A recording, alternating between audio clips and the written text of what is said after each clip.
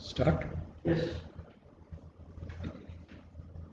नमस्कार, मैं doctor Satish Rao, senior surgical oncologist, SL Raheja Fortis hospital. मैं इस हॉस्पिटल 20 साल से काम कर रहा हूँ। इस हॉस्पिटल में कैंसर का उपचार बहुत अच्छी तरह से हो रहा है। आज मैं आप सबसे हेड नेक कैंसर के बारे में बात करूँगा। Head neck cancer constitutes about 25% of all the solid cancers. अब हेड नेक कैंसर में मुंह का कैंसर का प्रमाण 25% है। आज मैं मुंह के कैंसर के बारे में और आवाज पेटी के कैंसर के बारे में बात करूंगा। ये कैंसर, मुंह का कैंसर होता कैसा? Number one cause of oral cancer is tobacco. Bharatvarsh में लोग तंबाकू पान के साथ खाते हैं, स्मोक करते हैं, सिगरेट, बीड़ी के साथ खाते हैं, पीते हैं, और कई लोग मिश्री यानी तंबाकू की एक टूथपेस्ट जैसे दांत ब्रश करते हैं। तो मूल कारण कैंसर मुंह का इसलिए है क्योंकि लोग तंबाकू व्यसन करते हैं और ये तंबाकू खाने से मुंह में छाले पड़ते हैं और ये छाले दर्द नहीं करते। So a painless ulcer in a tobacco chewer in the oral cavity is cancer unless proved otherwise. तो अगर आपके मुंह में छाला है जो दर्द नहीं करता, मामूली सा खून आता है और आप तंबाकू का व्यसन करते हो, तो तुरंत आप कैंसर सर्जन से मिलिए, क्योंकि इसका उपचार है और ये क्योर होने के चांसेस बहुत अच्छे हैं। Therefore, one must consult a cancer surgeon if he has an oral cavity ulcer which is painless and which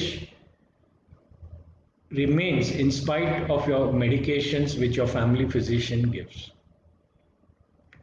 अब आप हॉस्पिटल में आते हैं, डॉक्टर को देखते हैं, तो जनरली पेशेंट हॉस्पिटल में आता है जब उसको कुछ समस्या हो, दर्द हो। बट एक बात का ध्यान रखिए, जो कैंसर है, जो मुंह का कैंसर, वो शुरुआत के स्टेज में पेनलेस होता है, यानी दर्द नहीं होता।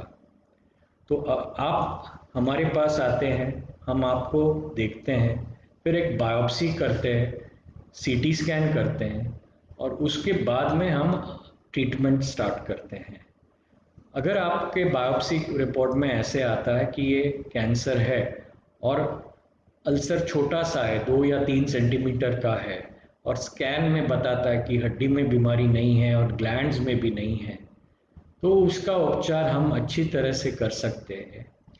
आजकल हम कार्बन डाइऑक्साइड लेज़र से ये पूरा अल्सर और उसके आजू बाजू का 1 सेंटीमीटर नॉर्मल एरिया भी निकालते हैं, और ये नॉर्मल एरिया निकालना ज़रूरी है क्योंकि जो हमको दिखता नहीं है, कभी कभी कैंसर उससे ज़्यादा अंदर होता है। Hence, the treatment for an oral cancer which is in an early stage is wide local excision. It is preferred to use a carbon dioxide laser. Carbon dioxide laser has precise cutting properties. It can cut millimeter by millimeter, and thus one can achieve not only a good oncological result, we also get good cosmetic results without any fibrosis. कभी कभी patient 2 महीने बाद में हमको जब मिलता है तो जख्म इतनी अच्छी तरह से हील होती है, तो हमें ही, सर्जन को ही मालूम नहीं पड़ता है कि कहाँ ऑपरेशन किया है।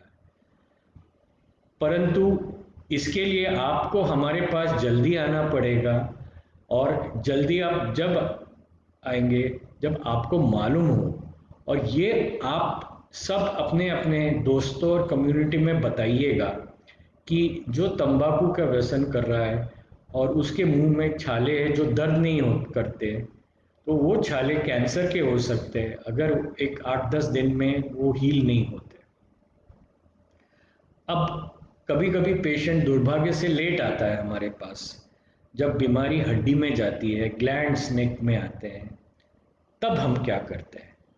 तब हम पहले बायोप्सी करते हैं, सीटी स्कैन करते हैं, और अगर सीटी स्कैन और बायोप्सी में हमें मालूम पड़ता है ये कैंसर है और इसका ऑपरेशन हो सकता है, तो इसका ट्रीटमेंट हम सर्जरी करते हैं। अब क्या सर्जरी करते हैं? जब बीमारी हड्डी में जाती है, ग्लैंड्स में जाती है, तो हमें वो हड्डी निकालनी पड़ती है, ग्लैंड्स निकालने पड़ते हैं, पूरे अंदर से बीमारी निकालनी पड़ती है। ये बहुत ही मेजर ऑपरेशन है और इसके बाद में पेशेंट का रिहैबिलिटेशन करना ज़रूरी है।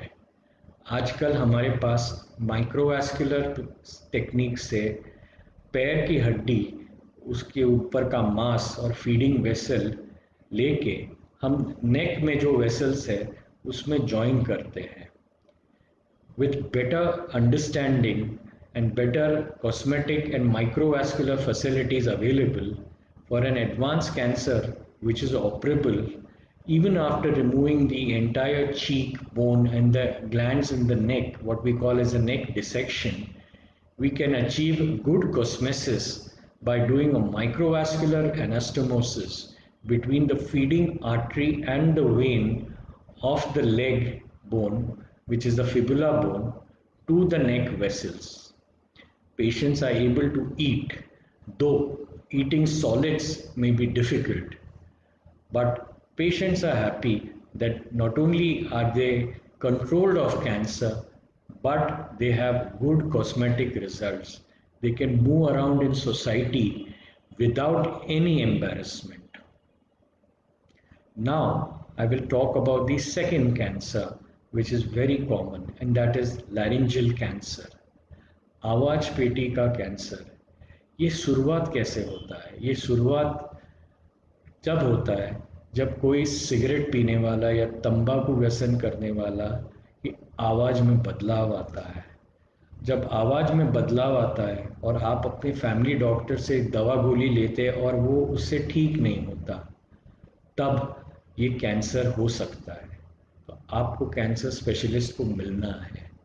So any change or hoarseness of voice in a smoker which persists for a long period of time, one should see a cancer specialist.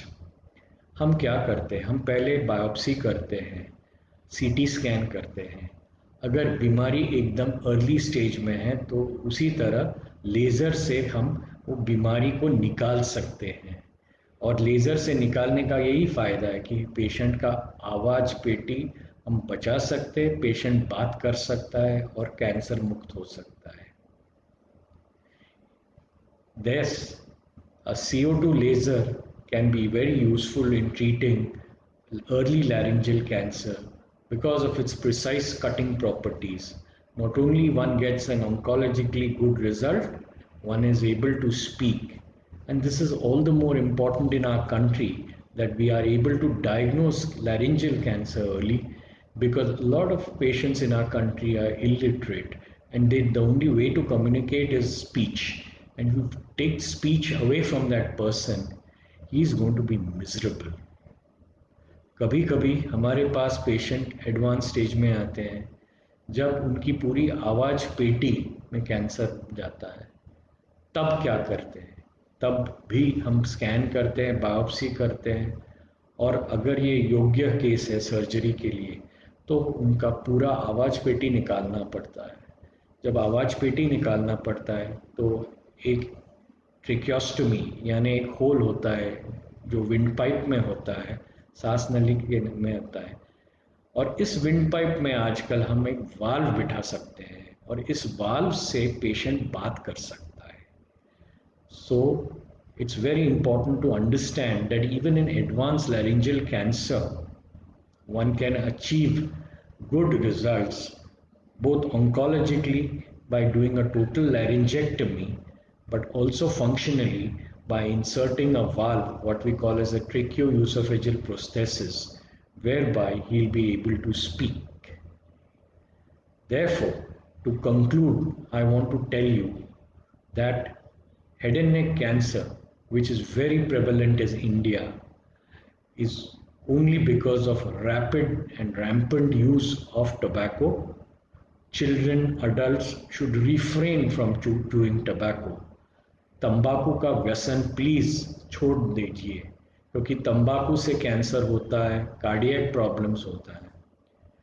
Cancer शुरुआत के स्टेज में दर्द नहीं करता, तो कोई भी तंबाकू सेवन करने वाला आदमी जिसके आवाज़ में फ़र्क है और मुंह में छाले हैं जो दर्द नहीं करते, वो तुरंत डॉक्टर के पास, जो कैंसर स्पेशलिस्ट है उनके पास जाइए, वो आपका इलाज ज़रूर करेगा।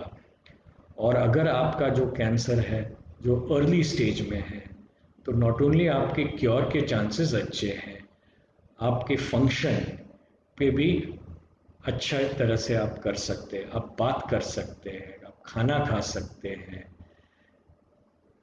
Thus, it's very important that one should refrain from tobacco, any hoarseness of voice or a painless ulcer in an oral cavity in a smoker or a tobacco chewer. See a cancer surgeon.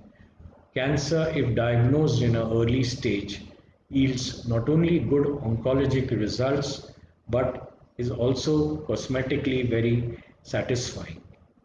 In advanced cancer, with modern techniques, one can achieve good oncologic clearance and with microvascular reconstruction give good cosmetic results so that the patient can move in the society. And also in laryngeal cancer, after a laryngectomy and insertion of a voice prosthesis, he will be able to speak. Thank you very much.